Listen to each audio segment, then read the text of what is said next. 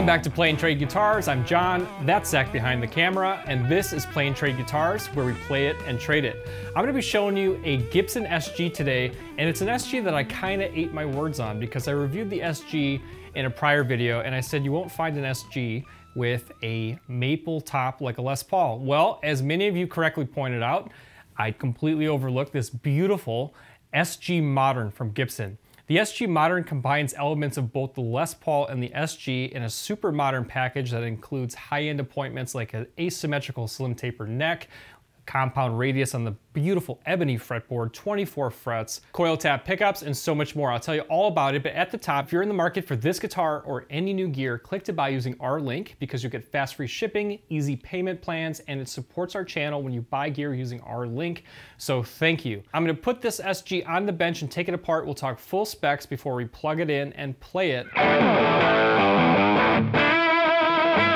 So let's get to work on the Gibson SG Modern. Price tag on this guitar is $24.99, but it's got a lot of high-end and modern appointments that you're gonna wanna know about. At the end of this video, I'll give you a final score and my raw reaction to playing the guitar. This one's a little different than your typical mahogany SG slab because it's got this beautiful piece of AA flamed maple on the top. So kind of a Les Paul SG hybrid with a maple cap. Very, very cool. Coil taps in the volumes and these Gibson Burstbucker Pro pickups with Alnico 5 magnets. Really a stunning looking SG, and it's totally different than any other SG in your arsenal. So let's head over to the bench and pull it apart before we plug it in. I like this one a lot. All right, so let me show you a few other top line specs. You got this beautiful open book Gibson headstock. Check out the mini Grovers, which look sharp on this guitar. And then let's talk about what's going on with this neck. So we have two components of this. We have an asymmetric slim taper neck. Asymmetric means there's gonna be more meat on the bass side of the neck itself rather than the treble side. It feels great in the hand. It definitely feels slim taper, but you're gonna have a little bit of extra something in the neck here, and it feels great in the pocket of your hand against the neck. The compound radius means that the fretboard, which is ebony, and it has true mother of pearl inlays, which look gorgeous on this guitar, the fretboard will get flatter as we get up here towards the 24th fret, and this guitar does have 24 frets, which is really cool. I love the white binding, and the standout feature being also this maple cap, and it's a AA flamed maple cap. Really unusual for an SG, but I think it looks fantastic. They have this trans black, kind of translucent black nitro finish, which lets that grain from the maple pop out. You can see that flame, and it looks really sharp. Other than that, it's the standard contours and cut of an SG, and you have the mahogany body, mahogany neck underneath that maple cap, but I think that looks fantastic. So let's get these strings off, and we'll take a deeper dive under the hood. Nut is 1.68 inches. First fret at 0.79 inches, up to a 12th fret of 0.89 inches. So body thickness with the maple cap comes in at 1.44 inches. Compare that to an SG standard that I have over here on the rack. That's at 1.33 inches. So there is some extra thickness coming from that maple cap, of course. Flipping up these humbuckers, we have a Lead Pro Plus in bridge and a Rhythm Pro in neck position. You can check out the long neck tenon on an SG, always essential because of the fact that the neck meets the body way up here at the top fret, or actually in this case the 22nd fret. It needs a little extra reinforcement, so typically you'll always see a long neck tenon on an SG. And then kind of shooting from this side, Zach, you can definitely get a glimpse at that maple top. While we're talking pickups, let's go ahead and turn on the multimeter and get some reading on these humbuckers. Without the coil tap, we're 8.2 in bridge, 7.3 in neck, 3.8 combined. Now because this is a coil tap and not a split, we may not actually see any difference in the multimeter reading. So on the volumes, you have a coil tap. If it was a coil split, you'd actually half the value on the multimeter. But a coil tap differs from a split in the sense that it's really just shortening the length of wires. I consider it more of a tone tweak than truly what most people think of it as is a humbucker to single coil tone. That I reserve to my ear much more for coil split. Coil tap you'll typically find on Gibson, and to me it's more of kind of a tone shift because they're changing the length of the wound copper wire with the tap itself. Of course, you'll get to hear that difference when we plug the guitar in. It's interesting, Epiphone does coil splits, Gibson typically does coil taps, and there is a difference. Yeah, a lot going on under the hood. So we have 500K Gibson pots for tone, and then on the volumes, you'll see the double tall, and that's for the coil tap. And then the SG style toggle switch and orange drop capacitors, all hand wired, looks good under the hood. All right, SGs are typically lighter, of course, but this one has the addition of a nearly 3/4 inch maple cap on it with a mahogany back. Let's see what that does to weight. Still plenty light. We're here at 7¼ pounds, so a nice lightweight SG, just like I like them. I like an SG typically like 6¾ pounds, but this one's getting that extra ½ pound, I'm sure, just from that extra cap as well. All right, flipping the guitar around, let's check out this asymmetrical neck profile. It's easy to feel, especially thumb over. You can feel that little bit of extra meat here in the neck on the bass side. Good ring to the guitar. Honestly, it sounds like a winner already unplugged. It feels great. It's got that resonance that kind of shakes your left hand, which I love. Neck is comfortable, definitely a slimmer playing experience. No problem getting all the way up to that 24th fret. SG is a great shape for accessing all the way up the register. And feels fantastic. Remember, if you're in the market for this guitar, click to buy using our link. This is my favorite part. We're gonna plug the guitar in, we're gonna put it through the paces with some cleans, some dirty tones, and then I'll put it behind a track so you can hear it in the mix and hear it sing.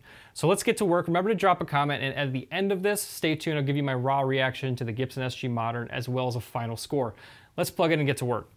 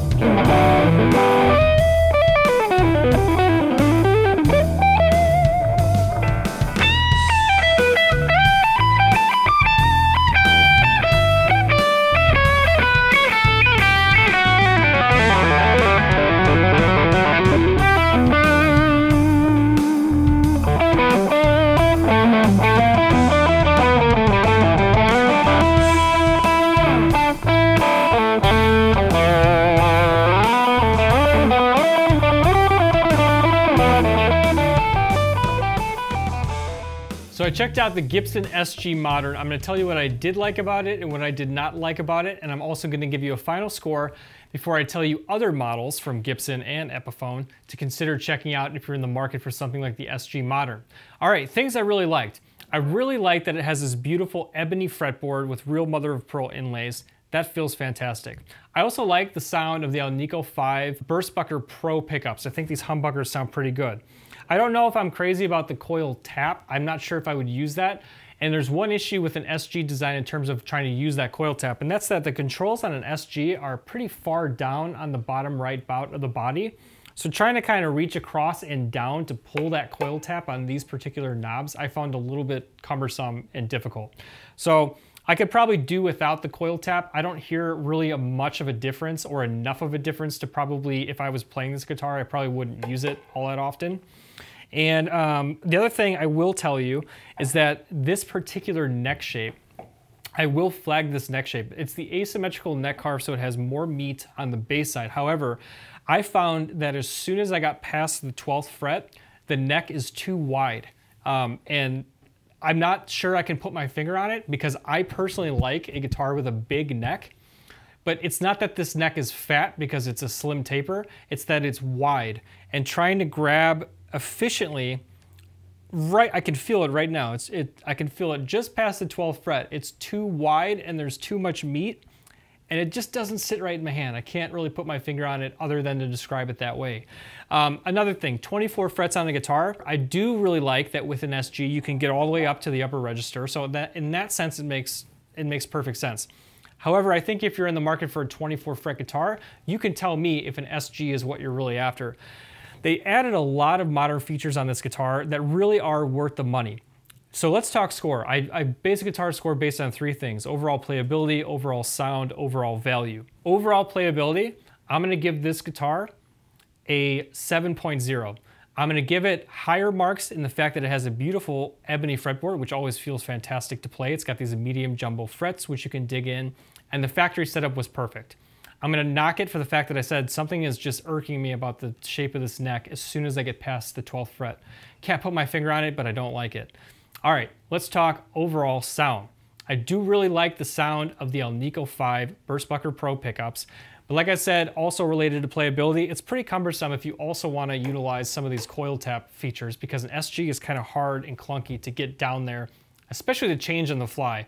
And what I end up thinking too much about is what I'm doing with the controls instead of what I'm playing. I like a guitar that just frees me up to play. And in that sense, overall sound, it sounds pretty good. While it's a little bit more difficult for me to play, I'll give the overall sound, I'll give it an 8.5 in overall sound. Overall value, I'll tell you what, this guitar gets high marks in value because an SG is always cheaper than a Les Paul. It typically takes less construction. However, with this one, you have that hybrid approach of having a maple cap, which looks absolutely beautiful. I love this nitro finish, but you're at $24.99, you know, compared to the Les Paul Modern that's gonna cost you over $3,000 now. And it has a lot of the same features, it's just in an SG shape. It's also lighter weight. So that is one high mark I'll give it in terms of playability and overall, just I think, appeal, is you're getting some of the characteristics of a Les Paul, especially like what you'd find in the Les Paul Modern, but you're getting it at a smaller price tag and a smaller weight. So in that sense, I can applaud it. All right, let's talk alternatives. If you are in the market for an SG, I consider their SG61 to be the best SG on the market right now in terms of what Gibson USA is putting out. I'm gonna say that this SG Modern is for a very specific subset of players that want these very modern features, because I will tell you again that Gibson is making a near perfect 61 SG right now with all the vintage vibe and specs. If you want to soup it up with these modern specs, this is doing it at a great price from Gibson, so I will applaud it in that sense. I'm gonna tell you right now, it's not the guitar for me. I would not choose to play this guitar. That doesn't mean you wouldn't choose to play it. You can drop a comment and let me know what you think of this 24 fret SG amalgamation of SG Modern from Gibson. Overall value, I'm gonna go ahead and give this guitar a 9.5 because compared to the Les Paul Modern, it deserves to be looked at if you want these features, and it's delivering it at a great price. So I'm gonna give it a 9.5 on value. So overall score for the Gibson SG Modern, I'm gonna give it an 8.6, but I am gonna flag it and tell you that you've gotta like the modern souped up features compared to the vintage style SG that Gibson's making, and you're gonna have to bond with this neck. I personally didn't bond with it. It might be right for you, it wasn't right for me. You drop a comment and let me know what you think of this guitar. Remember, if you're in the market for any gear, click to buy using our link because it does support us. And one more thing, I want to give a shout out to our new premium channel members. You can check out our premium channel memberships, everything you need to know in the description. And also remember, we're giving away a Gibson Les Paul Deluxe Gold Top. That's happening pretty soon, so make sure you sign up via Gleam. All the info is in the description. Thanks for hanging out on Play and Trade Guitars. Watch one of these demos. We'll see you on the next video. Remember to click your buying our link and be in it to win it with the giveaway. See you guys next time on Play and Trade Guitars.